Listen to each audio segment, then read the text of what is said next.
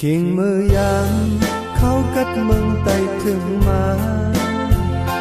một con kia gión huynh hồi loài yêu anh hoài mong tôi nái túc bò tân yêu này qua thì lỡ cất cất nơi trời yêu ấy mơ liêu này hâu lấy hạt gian cây mương tay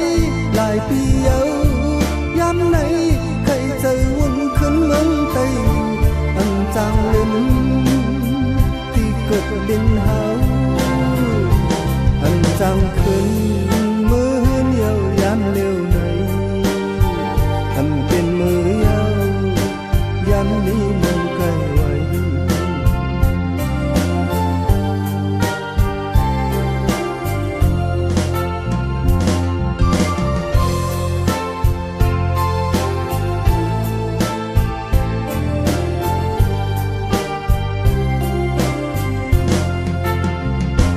khiêng mơ giang khao cất mừng tay thương má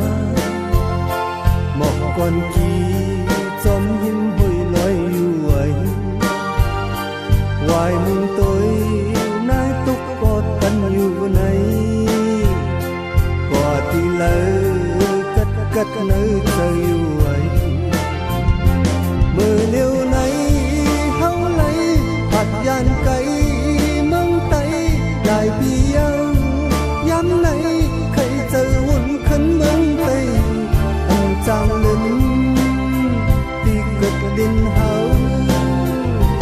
ăn trang khấn mơ hơn yêu yam liêu này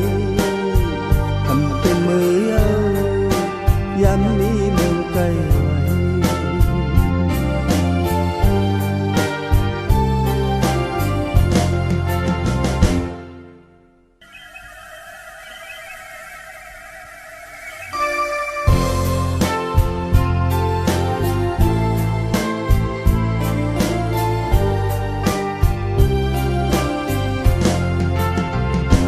khiêng mơ giang khao cất mừng tay thương má một con kia xóm hiếm hồi loài yêu anh hoài mong